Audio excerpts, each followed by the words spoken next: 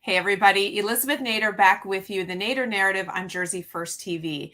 As we wrap up this year, and it's crazy that we're coming to the end of another year, but as we begin to think about what all went on this year and what's in front of us next year, I think it's a great time for us to think about those less fortunate, for us to think about gratitude, about the things we're grateful for in our lives, as well as the gratitude we have towards others who work so hard to help those who need it when they need it. And we have so many of those charities and individuals in New Jersey and really in this country. You know, America is a pretty amazing place. We are really generous, even when we are all seemingly at odds over so many things. At the end of the day, what does bring us together is our generosity and our desire to help our fellow man. And there is an organization in New Jersey that does that better than just about anyone, and that's the Covenant House. We have brought them to you before, and we want to highlight them again because honestly, they're one of the things that makes New Jersey such a great place. And I am thrilled to bring to the show Jim White, who runs Covenant House. Jim, thank you so much for joining us again. It was a year ago you were here, and you're back. Thanks, Elizabeth, for having me. I'm glad to be back. Thanks for having me. What an incredible organization. And if my math is right, you have been with Covenant House for over 40 years. Is that correct? Yes, that's correct. 40 years, right? But you know, when you find your passion, your vocation, lucky me, right? Because I love what we do. I love to be about this. So 40 years seems like I started, a couple of years ago. Well, that's good for you. I'm glad. But the passion and compassion is something you pointed out last time we talked. And I think that's a really incredible way to look at what you do. So we're going to talk about Covenant House. Many people know you. Many people know what you do. Others don't. So we want to highlight it. So I just want you to back up a little bit and give us the insight into who Covenant House is and what you bring to our community. Sure. Thanks, Elizabeth. Thanks for asking. I think it might be helpful to start from the beginning. When we first started here, I started at New Jersey's ED 30 years ago. We didn't have any beds. We just had two vans, two and a half. One was broken down, and we drove around and we listened to young people and we listened to their stories. And two things happened. One is we fell in love with their courage and their deep desire to get off the streets and what they wanted to be and their sense of humor and who they were as people. It really was inspiring. And then the second thing that happened was that we were moved to action. And that's what happens when you love, doesn't it? When you love people. So that's really was the start of it. And since then, we've kind of continued that gift, that charism of listening, and we've built programs out. As I said, we had no beds. Now we have over 200 kids sleeping safely tonight throughout the state of New Jersey, really providing the services and care that they've requested, that they needed. We didn't chase a government grant. We created programs that were helpful. So we have mental health program in Montclair. We have a crisis center in Atlantic City in Newark. We have transitional living beds and programs. We have apartment living. And we have our moms and babies program, one of my favorites, in Elizabeth. So we've really created all kind of programs to meet young people where they're at and then provide them the services such as mental health care, which is so important for our young people, but also education and vocation, and really building relationship with them. And I think one of our other gifts is that we believe in our young people, sometimes when they don't even believe in themselves, to move forward. So that's our joy, that's our work. And and this year we started, 2 years ago rather, working with the Attorney General in New Jersey on human trafficking. And so we're the lead agency providing direct care and also working with other partners in the state, which are necessary for people who experience human trafficking. So, I'm really proud of the work that our team is doing and the collaboration from all of the nonprofits in New Jersey as we galvanize around this really frightening issue. Well, that issue, I want to spend some time on that towards the end of the interview, because I know too, there's some pending legislation in DC and some things that we need to think about as Americans as it relates to that issue that we still haven't fixed, human trafficking, sex trafficking. But when you talk about your young people, just so people understand, Covenant House, the way that it looks to me, you sort of look at three areas: Runaways, homeless, and then of course the trafficking. Is it fair to sort of group them that way? I know one really begets the other in some cases, but that group of kids who might be teenagers, young adults that are finding themselves really without a place to live. Yeah. So, it's very hard to say this is what a Covenant House kid looks like. It's kind of almost saying this is what a Covenant House, this is what a resident looks like in Morristown. I mean, you can't, they have such a diversity in terms of their own intellectual capacity or educational capacity or just their personality type. So it's hard to just say, but you're right in what you said, that young people experience this, the 18 to 21, they're really at a pivotal time. Many of them are kicked out of their home. Right. And some of them run away. 25% of our kids are trading, are into sexual activities just to survive. And then about 15 to 10 to 12% experience human trafficking who come to us. And really, you can think about it. If you're homeless and you're on the street and you're young, you're very vulnerable. Right. And you're looking for help. And we have a program here at Covenant House called if it sounds too good to be true, it isn't true. Because so many of our kids, some of them are very savvy on the street, but many of them are not, and they can be taken advantage of, and often are when they're out on the street. And so we're really blessed to be able to give them an option to not to have to do street behavior and to move into a prosperous and fruitful life. And safe.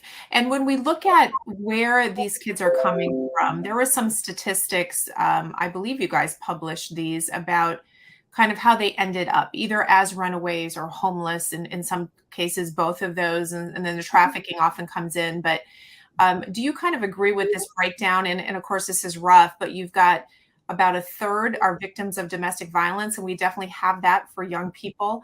We have justice system issues, right? Another third, roughly another third, foster care history, which can be very challenging as well. And then we've got mental health challenges, which may sit on top of all of that. And of course, trafficking. Those are some of the main reasons or forces behind why you're finding these teenagers or young adults out on the street. Yes, you got the math right. That's, about a third of our young people have come from the foster care system.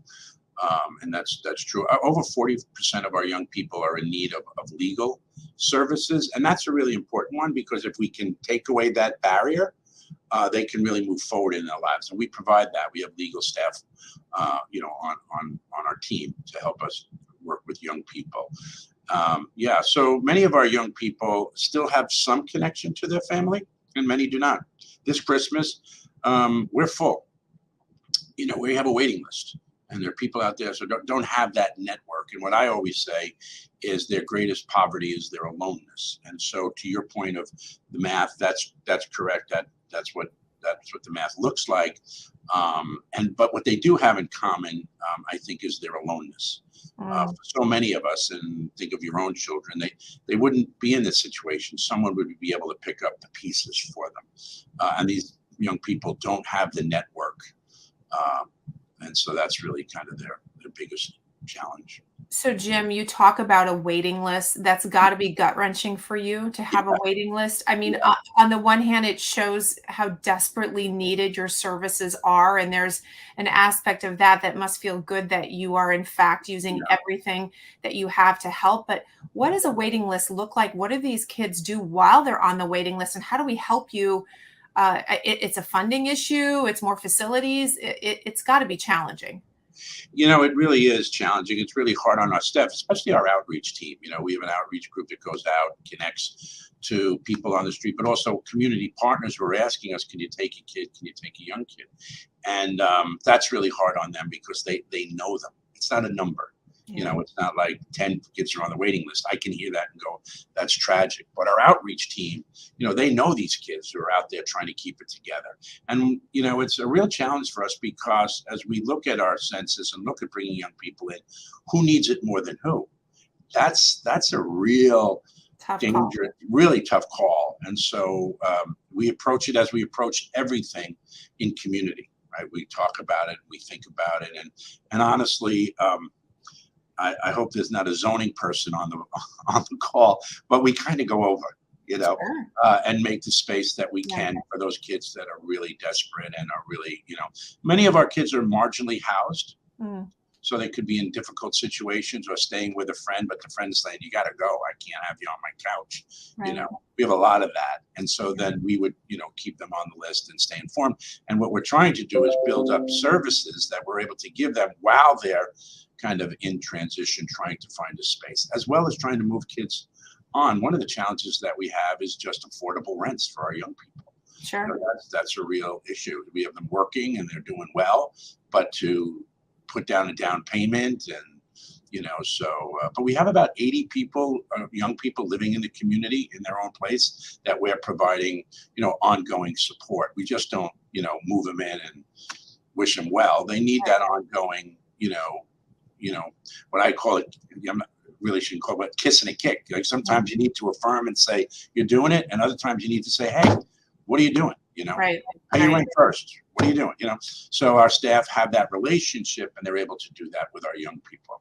It's really like you're parenting them, really, in the best possible parenting scenario. A parent is somehow wavering between that tough love and that help and that Yeah. kiss and a kick, as you say. Yeah. And you guys essentially are, the arms and the legs and all the love that a parent should be providing. And it can't be easy at that age to try to pay for yourself in New Jersey. Let's be honest about how expensive this state is, and that's difficult.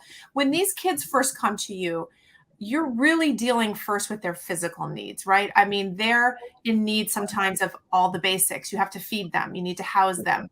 Then you start to look at their other issues. So what kind of, so you have everything there? I mean, mental health services, financial services, legal. So the first thing that we do, and for a lot of our young people, they come in frightened, right? They're frightened. Like, what is this place? Shelters don't have a great name, right? So they come in and they're worried, and many of them have had experiences in larger shelters with adults and older people. And so our young people come and they can get to stay in their own room, right? Or not their own room, but their own bed in their own space in the crisis center.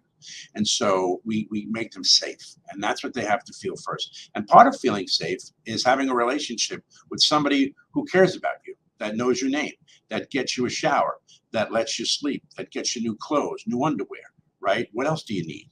Why don't you, brush? Many of our kids want to brush their teeth, right? Or get their clothes clean. So it's really about what immediate needs. What do you need? And we use that to really connect to them, to let them know in the very beginning, we care. We're in your corner. And then we begin to get the relationship to build.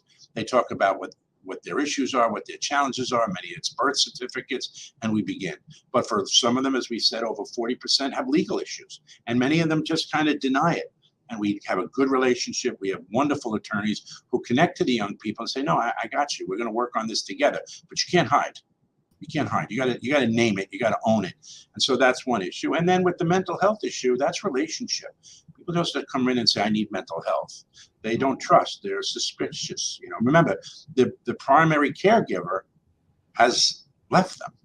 So their ability to trust has been, damaged, if you will. And so it takes real time and space and, extraordinary people that we have to build that rapport so that they can trust and say, yeah, this is what my issue is. This is my legal issue. Yeah, this is what my trauma was. This is what I experienced as a young person.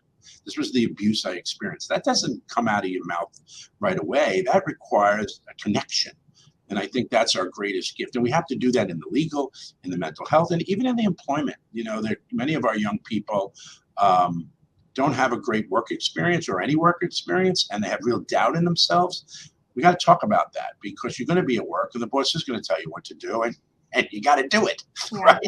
So, it's a cadre of things that we need to do. And not every kid has the same issues. Some kids come in and, just get out of their way. They're going and they're off to college, and so they do great. And some of our young people can't read. So wow, imagine that. Yeah. So sometimes you're delivering simple services like literally getting them literate. That's incredible. Yeah, and we have a lot of people who don't speak English now. We're dealing with a lot of mental health issues, and so it's with that said, though, what's real important for us at Covenant House, and I think to see the young people's goodness, right? Know that, you know, that they are human beings and they're brothers and sisters, and we have to treat them accordingly. And, you know, you spend some time with these kids and you build that relationship, it's not hard to see their goodness. Well, you, in some cases, your team may be the first adults who actually verbalized that they're good and saw their goodness and pointed it out and told them they have a purpose Yeah. and gave them something to live for. And that can be just as important as feeding them and clothing them, because without hope, you know, what do you do? How hard was COVID last year when we talked? You guys were kind of coming out of it, still in the midst of it. You know, you talk about connection is so important. And then you had COVID for 2 years. How did you guys overcome the challenge of that? You know, some days I say we overcame it poorly, but we overcame it, and I think it was really difficult for us. We spent a lot of time telling kids to wear a mask. You got to wear your mask. Pull your mask up. Put your mask. You know, that kind of thing, and stay 6 feet apart. And you know, and we tested our kids every week, so we had constant illness and constant changing the physical plant to accommodate the young people so that we could isolate them and they could be safe. So people were kicked out of their office. They come to work and there was a bed in their office. And so it was a challenge. And I think, you know, we lost a step, as I think many people did, because we were just trying to keep it safe. And that really was the priority. And so the idea of doing extensive work, our volunteers, which play a major part in our work here, were just shut out. We couldn't let them come in because of the high risk that we were facing. And we lost 2 girls to COVID who were with us. They had left the Mothers and Babies program, which you know, which is another shock and a painful thing for our staff to experience as well. So this was real for us, and we got through it. I still don't think we're celebrating yet. I don't know if you guys are, if you are, but it's not a celebration. No, you know, it's kind of like you know, looking back, and we still have young people. We have 2 kids in isolation right now who have COVID, and we're trying to be faithful to that. But it was a real challenge, and I think we lost a step, but we're back. We're back, and back with a vengeance. Well, good for you. And I think a lot of people lost a step, and we learned so much during that time, but we certainly learned a lot about human behavior and the need for connection, and what you do in your world. That's first and foremost. Let's talk a little bit about the donor world, because last time we spoke, you shared with me that in terms of your support, it's like 80% individuals, you know, coming from the pool of, whether that's foundations or, you know, individual foundations, but government is about 20%. Is that still about what? Okay, so it's something interesting. You know, sometimes we need to point out when government works, because often we don't do that.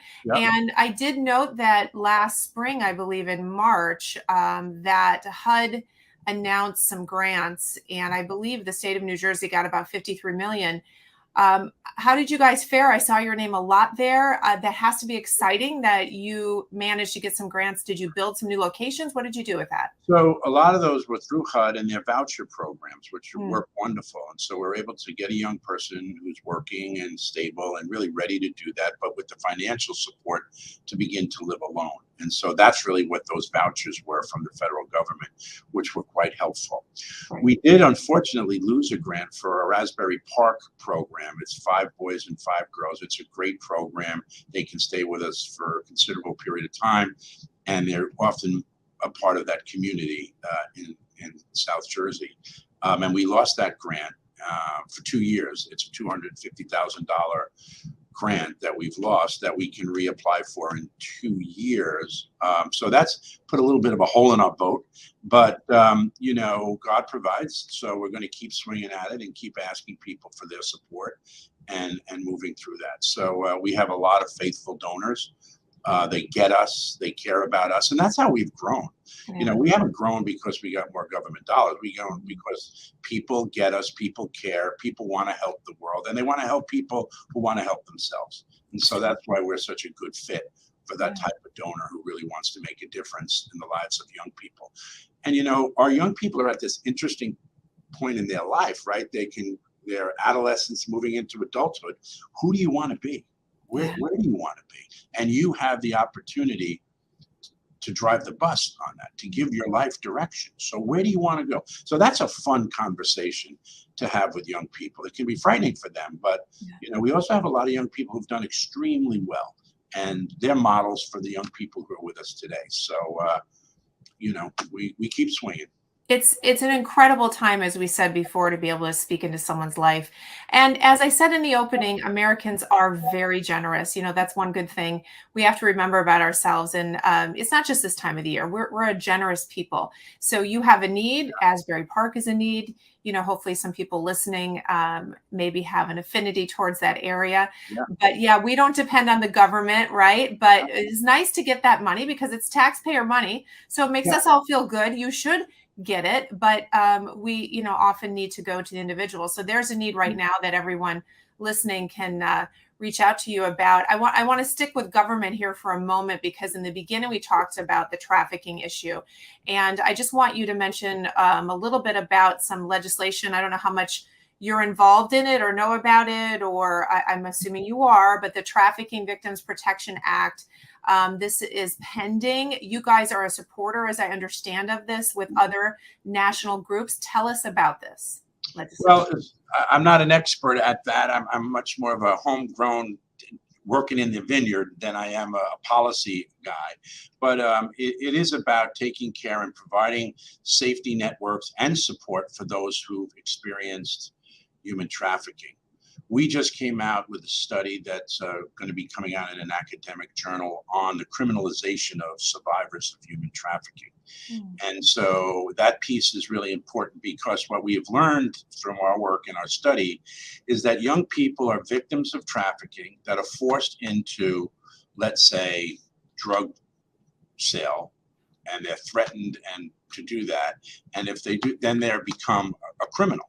And they're treated as a criminal, and yet at a young age they were pushed into crime, and in kind of what our government really identifies as human trafficking, right? The coercion and force of people to do this. So, I think that there's really important legislation on providing the support and also having insight into how we treat survivors of human trafficking. And I think we're evolving. I really am excited. We've worked, we've served over 156 survivors of human trafficking in the last year, which is very significant increase. And yet we don't know if it's grown. We just think we're doing a better job working with the federal, with the law enforcement. We work with the Attorney General, and we work with a lot of the law enforcement. And I think we're synergizing and working better together. So it's not that the number's gone up. I don't think that's true, might be. But what's more important is that we're identifying and providing services and working more collaboratively. And I think that this law is going to support that in a greater way as well. So I'm excited about, what we're doing in Washington. And I think people are more open to hearing it. I don't think they're closing their eyes to it. And that's really a very powerful thing. The fact that, you and I are talking about this, I think is really helpful as well. Absolutely. Putting a spotlight on it. We need to do that. So I want to end with your, I get your emails, which I love. And I want to end this interview with a little bit of the story that you tell, sort of your year-end message, because when we think about homelessness, and what that really means, and the challenges and the struggle, you made an analogy towards a celebration of Christmas and the Christmas story. So without repeating the whole thing, just give us a flavor for your year-end message. It was wonderful. Well, one of the things I was reflecting on it, and I was saying, why are we celebrating Christmas? It kind of was a woman who was with her husband, was homeless, looking for a place to stay, and was denied, and got themselves a place in the barn, right? That's the Christmas story. I mean, that's not, and yet what we've learned is that there's a deeper story, right?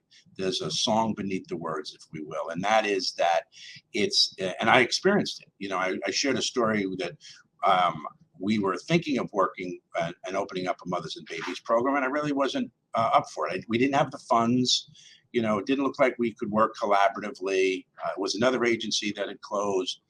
And I met a young girl, similar to the Christmas story, right? She was homeless. She was pregnant. She had no place to go. She was denied places. She had some domestic violence, made it a little different. And she had a beautiful smile. And it pushed me over the edge. And we opened the program, and that was many years ago. And since then, we've heard over 200 moms and babies, and we brought them in. And the message that I think I get from that is that love wins, and that we need to be faithful, and that we need to contribute, and we need to give, even when we don't know. You know, I didn't know if we were able to find the funds. I didn't know if we were ever going to work collaboratively. I just didn't know. But I stepped out, and our team stepped out, and this girl stepped out. And she was a beautiful girl, and she was one of our first moms and babies in our Raphael's Lifehouse program. And she's doing great. I And love it. graduated from high school, and love wins. Love wins. Love wins. Her name is Jessica, by the way. Yeah. It's a great story. I love wins. I mean, what a perfect thing to end on. And you guys do step out in faith a lot, and we give you credit for that. You've got a special few crowns in heaven waiting for you, Jim. You've definitely sacrificed and found your passion and your purpose. And I think most people are looking for that. And that's why you're able to inject that enthusiasm into the youth that you save, because you found yours. It's not easy, right? When we find purpose and passion, it doesn't mean that it's easy, but it definitely means that it's right and fulfilling. So I want to thank you. I want you to tell people how they can reach out and help you guys, especially now, but throughout the year. What's the best way? Thank you, Elizabeth. First of all, thanks for having me, and I really, really appreciate it. You have such thoughtful questions. I hope I did okay. Great. Great. So you can get us at covenanthouse.newjersey.org and Covenant House, New Jersey, and make sure it's New Jersey, and make sure it's Covenant House. And anything you can do for us would be greatly appreciated as we entered into this holiday season. We are full. We have our elves, the volunteers, wrapping packages for those who will come to us, and we always wrap a couple of extra. I don't know if you guys have this at home, but you always have that guest that you didn't expect. Yeah, well, we have a lot of them. We have a lot of kids who come back, and so we got a whole extra stash of those Christmas presents that I know we all have for the surprise guests. We always have a bunch of them, and so we'll have a good day today. But Christmas is hard here at Covenant House. You know, the kids are very mindful of what they don't have, and we'll do our best to bring joy and to bring love into their worlds. Well, you know, Jim, I firmly believe that when we get to heaven, we will see the connections between all the small things we did on earth.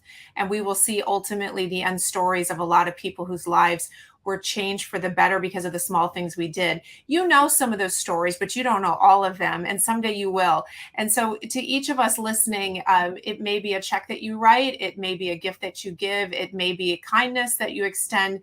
You just simply don't know what that pebble in the water, if you will, may do in someone's life. Jim, that's going to be a long story to tell for you, because we're talking about thousands of people that have come through what you're doing, and then they've impacted others. So on behalf of the state, on behalf of Jersey First, thank you again for everything you do. And thank you for being one of those individuals who really answered the call and is doing what really is the amazing work. And you're right, love wins. So thank you to you. A Merry Christmas to you and yours. Merry Christmas. Lucky me, right? Lucky you. This work. Yeah. Okay. Peace. Have a great holiday. Thank you, Jim. And to my audience, guys, Merry Christmas, and we'll see you all soon.